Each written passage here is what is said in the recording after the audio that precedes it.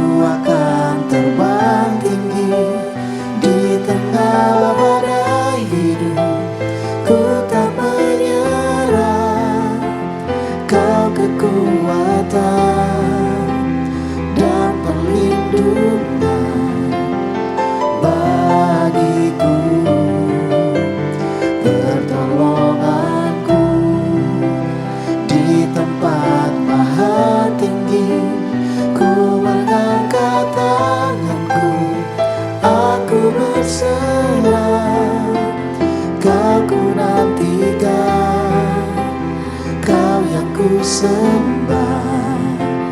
Kau ku nantikan, Kau yang ku sembah. Kau ku nantikan, Kau yang ku sembah. Yesusku, Rajaku.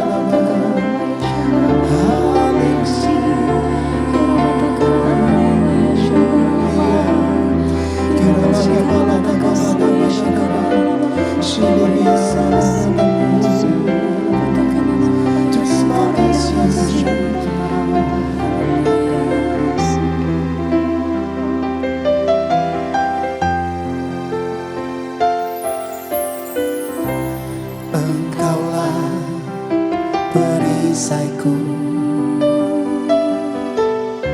saat badai hidup menerpaku. Firman-Mu di dalamku tenangkan jiwaku. Ku kan berdiri di tengah badai, dalam kekuatan yang Kau berikan. Sampai kapanpun ku kan bertahan, karena Yesus selalu menopang hidupku.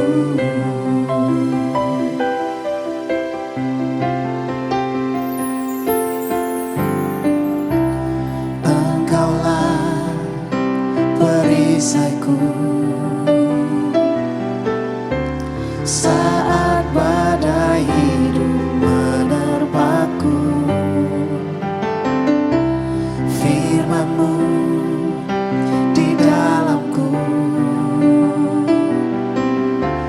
tenangkan jiwaku.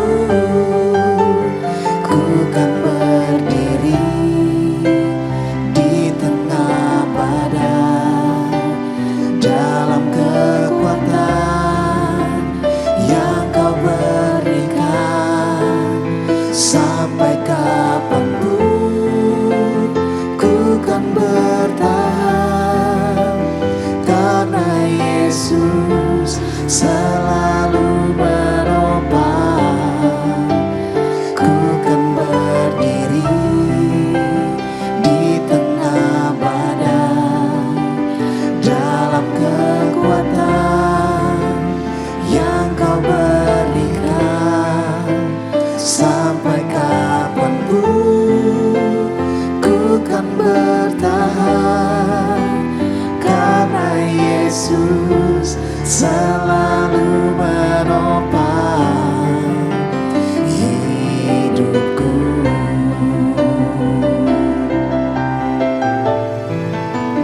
Ku kan berdiri di tengah badai, dalam kekuatan yang Kau berikan.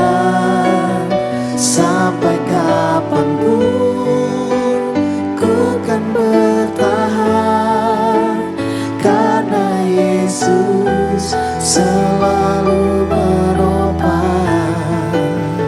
Ku kan berdiri di tengah badai, dalam kekuatan yang Kau berikan.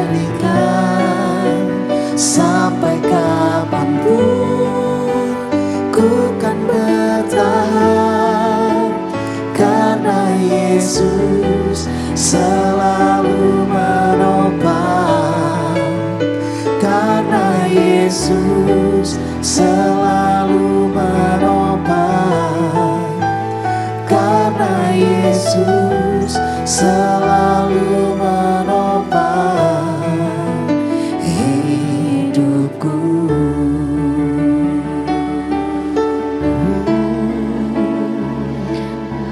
Semua karena Tuhan Yesus menopang hidup kami.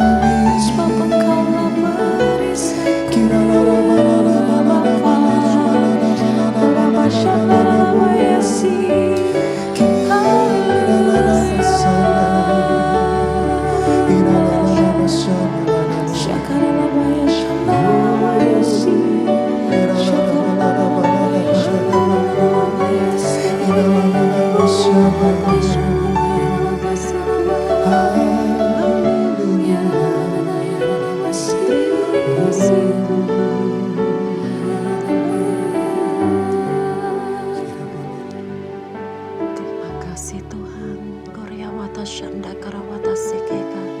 Terima kasih Tuhan, karena Engkau yang selalu menopang hidup kami, karena Engkau yang selalu memegang hidup kami Tuhan. Kepada siapa kami dapat berharap selain kepada Engkau ya Tuhan? Hanya Engkau perisai kami, hanya Engkau satu-satunya juru selamat kami yang hidup. Tiada Allah yang seperti Engkau ya Tuhan. Kami bangga punya Allah seperti Engkau. Terima kasih Tuhan, terima kasih Bapa.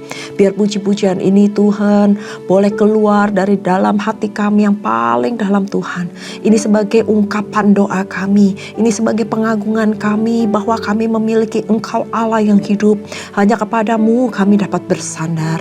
Terima kasih Bapa, terima kasih Tuhan. Terima kasih untuk malam yang indah ini Tuhan. Terima kasih kalau kami boleh belajar kebenaran firman-Mu dari hari ke hari. Lebih dan lebih lagi Tuhan.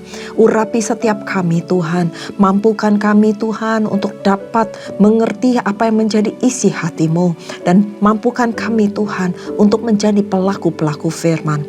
Terima kasih Tuhan. Urapi setiap hamba-hamba-Mu dimanapun mereka berada, supaya kami dapat Tuhan menangkap apa yang menjadi isi hati-Mu. Urapi hamba Tuhan dengan segala keterbatasan hamba, supaya setiap firman yang keluar dari mulut bibir hamba semuanya berasal daripada-Mu. Terima kasih Bapa, terima kasih Tuhan. Kami mau mulai pembelajaran hari ini hanya di dalam nama Tuhan Yesus. Haleluya, amin. Shalom bagi Bapak Ibu yang baru saja bergabung dengan kami di Bible Study Online CK7.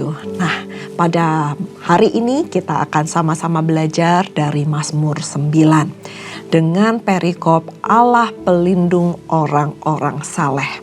Saya akan bacakan ayatnya dan saya akan menjelaskan apa yang dimaksud ayat per ayat dari kitab Mazmur 9 ini. Yang pertama, ayat yang pertama. Untuk pemimpin biduan, menurut lagu Mutlaben, Mazmur Daud. Ayat yang kedua.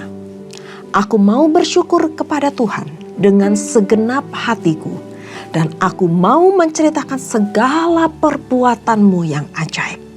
Nah, di Mazmur 9 ini adalah Mazmur Daud, Bapak Ibu yang dikasihi Tuhan. Dan di dalam kitab ini pemazmur ingin menyatakan rasa syukur karena pelindungan Allah dan ingin menyaksikan kebesaran Allah yang ajaib. Di ayat yang pertama dan ayat kedua, pemazmur mengajarkan kita untuk bersyukur kepada Tuhan Allah kita dengan segenap hati. Bukan dengan separuh hati atau bukan dengan cuman basa-basi saja.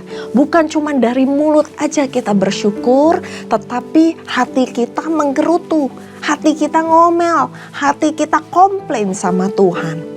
Dan juga kita nggak sampai selesai di situ aja, kita harus juga menceritakan bagaimana hebatnya perbuatan Tuhan yang ajaib dalam kehidupan kita. Supaya melalui kesaksian kita banyak orang yang bisa mengenal Tuhan. Dan kesaksian itu bukan hanya dari mulut saja Bapak Ibu, tetapi kesaksian dari kehidupan kita. Karena mulut bisa bersaksi, tapi kehidupan kita yang menjadi kenyataannya. Jadi harus sinkron antara kesaksian melalui mulut kita dan juga melalui kehidupan kita. Nah, kita lanjut ayat yang ketiga. Aku mau bersukacita dan bersukaria karena engkau. Bermazmur bagi namamu yang maha tinggi. Ayat 4 dikatakan sebab musuhku mundur, tersandung jatuh dan binasa di hadapanku. Sebab engkau membela perkaraku dan hakku. Sebagai hakim yang adil, engkau duduk di atas tahta. Dan engkau telah menghardik bangsa-bangsa, telah membinasakan orang-orang fasik. Nama mereka telah kau hapuskan untuk seterusnya dan selama-lamanya. Musuhku telah habis binasa, menjadi timbunan puing senantiasa. Dan kota-kota telah kau runtuhkan, lenyaplah ingatan kepadanya. Apa maksud dari ayat 3 sampai ayat ke-7 ini? Pemazmur bersukacita, bersukaria karena Tuhan. Bukan karena kemenangan sebelaka. Tetapi dia tahu benar Tuhan yang memberikan kemenangan atas hidupnya. Bersukacitalah karena Tuhan, bukan karena hal-hal yang lain yang sifatnya hanya sementara, yang sifatnya hanya cuma sekejap saja. Tetapi kalau kita bersukacita karena kita memiliki Tuhan yang besar, maka sukacita itu menjadi penuh. Amin. Nah, kenapa kita harus bersukacita? Karena Tuhan. Di sini dikatakan ada beberapa hal. Yang pertama yang saya catat adalah karena musuh kita mundur, terjatuh, dan binasa di hadapan Tuhan. Kita harus tahu, kalau seandainya musuh kita mundur, musuh kita jatuh dan binasa, itu bukan karena kuat dan hebat gagah kita. Bukan karena kita ini jadi superhero, tetapi karena ada Tuhan. Dan yang kedua, kenapa kita harus bersukacita karena Tuhan? Karena Tuhan yang membela perkara kita. Dan Tuhan memberikan hak kita karena Tuhan adalah hakim yang adil. Jadi Bapak Ibu, yang kalau sekarang kita merasa hidup ini kok gak adil banget ya. Kabar baiknya pada malam hari ini yang bisa saya sampaikan bahwa Tuhan kita adalah Tuhan hakim yang adil. Mungkin saat ini kita belum merasa kok keadilan gak ada di pihak kita. Tetapi gak usah khawatir. Ada waktunya Tuhan pasti akan membela kita. Membela perkara-perkara kita. Dan menegakkan hak kita di hadapan Tuhan. Karena apa? Karena sekali lagi saya katakan kita garis bawahi. Karena Tuhan kita adalah hakim yang adil. Yang ketiga, yang luar biasa. Kenapa kita harus bersukacita? Karena Tuhan. Karena Tuhan akan menghardik bangsa-bangsa dan membinasakan orang-orang fasik. Bahkan musuh kita akan habis binasa dan musuh kita tidak akan diingat kembali. Jadi Bapak Ibu yang dikasihi Tuhan, kalau sekarang kita merasa kok orang fasik itu hidupnya jauh lebih enak ya daripada kita. Kita sudah melakukan kebenaran firman Tuhan. Kita udah beribadah, kita sudah taat, kita udah setia. Tapi kok kayaknya rasanya gak fair, gak adil. Gak usah khawatir. Nanti ada waktunya Tuhan akan membinasakan orang-orang yang fasik. Tuhan akan menghardik semua musuh-musuh kita. Sehingga apa? Sehingga kita tidak ingat lagi kepada musuh-musuh kita. Amin. Nah, kita lanjutkan di ayat yang ke-8. Tetapi Tuhan bersemayam untuk selama-lamanya. Tahtanya didirikannya untuk menjalankan penghakiman. Di ayat 9 dikatakan, dialah yang menghakimi dunia dengan keadilan dan mengadili bangsa-bangsa dengan kebenaran. Jadi ingat Bapak Ibu yang dikasihi Tuhan, bahwa kebenaran itu pasti akan ditegakkan. Tinggal tunggu waktunya Tuhan. Di ayat 10 dilanjutkan, demikianlah Tuhan adalah tempat perlindungan bagi orang yang terinjak. Tempat perlindungan pada waktu kesesakan. orang yang mengenal namamu percaya kepadamu, sebab tidak kau tinggalkan orang yang mencari Engkau ya Tuhan. Wow, ayat yang begitu indah bukan? Ayat yang bisa kita pegang untuk masa-masa pada saat kita merasa terinjak. Pada masa kita dalam posisi kerasanya semuanya sesek. Semuanya kayaknya udah mentok, gak bisa kemana-mana lagi. Tuhan bilang adalah Tuhan tempat perlindungan. Tuhan tempat perlindungan bagi kita pada waktu kita kesesakan. Dan Tuhan tidak akan sekali-kali meninggalkan kita bagi setiap anak-anaknya yang mencari Tuhan. Pada ketiga ayat ini menyatakan bahwa Tuhan itu kekal. Tuhan itu adil. Tuhan bukan Tuhan yang pasif, tetapi Tuhan yang akan bertindak dengan kebenarannya. Dan kalau saat ini kita merasa, aduh kapan ya waktunya? Kapan waktunya Tuhan membela saya? Kapan waktunya Tuhan mengangkat saya? Nggak perlu khawatir. Karena di sini dikatakan Tuhan punya spesial tempat buat kita. Pada saat kita diinjak-injak, mau nggak kita datang mencari Tuhan? Mencari tempat perlindungan Tuhan. Jangan cari tempat yang lain. Karena di tempat lain, Bapak, Ibu, dan saya tidak akan mendapatkan perlindungan. Perlindungan yang sempurna hanya di dalam Tuhan. Percaya aja kepada Tuhan. Apapun yang terjadi dalam hidup kita, tetaplah percaya. Karena Tuhan gak sekali-kali pernah meninggalkan setiap kita yang mencari Dia. Di ayat ke-12 dikatakan, bermasmurlah bagi Tuhan yang bersemayam di Sion. Beritakanlah perbuatannya di antara bangsa-bangsa. Sebab Dia yang membalas penumpahan darah, ingat kepada orang yang tertindas, teriak mereka tidaklah dilupakannya. Kasihanilah aku ya Tuhan, lihatlah sengsaraku, disebabkan oleh orang-orang yang membenci aku. Ya Engkau yang mengangkat aku dari pintu gerbang maut. Nah, dalam ayat ini jelas dikatakan bahwa Tuhan tidak akan pernah melupakan teriakan orang-orang yang tertindas. Dan bahkan Tuhan yang akan membalas penumpahan darah bagi orang-orang yang tertindas. Bapak Ibu, kalau saat ini kita lagi mengalami tindasan, kita lagi mengalami hal-hal mungkin yang terpuruk dalam kehidupan kita, Tuhan gak pernah lupa. Dia tidak pernah memalingkan wajahnya. Dia gak pernah menutup telinganya untuk mendengar teriakan doa kita. Dan Dia segera akan membalas penumpahan darah bagi kita-kita yang sedang tertindas. Dan apa yang kedua yang ingin Tuhan sampaikan melalui ayat ini? Bahwa Tuhan sendiri yang peduli kepada kesengsaraan setiap anak-anaknya yang disebabkan oleh nama Tuhan. Bahkan Tuhan akan mengangkat kita dari pintu gerbang maut, diluputkan dari mara bahaya. Begitu luar biasa bukan? Jangan khawatir kalau saat ini mungkin kita tertindas oleh karena nama Tuhan. Karena Tuhan akan menyediakan tempat yang terindah untuk Bapak, Ibu, dan saya. Selanjutnya pemazmur mengajak kita untuk menceritakan perbuatan Tuhan yang terpuji dan mengajak kita untuk bersorak-sorai karena Tuhan akan memberikan keselamatan yang kekal. Meskipun mungkin saat ini kondisi kita sedang sesak, sedang terjepit, sedang tertindas, tapi pujilah Tuhan. Bersorak-sorailah bagi Tuhan. Karena apa?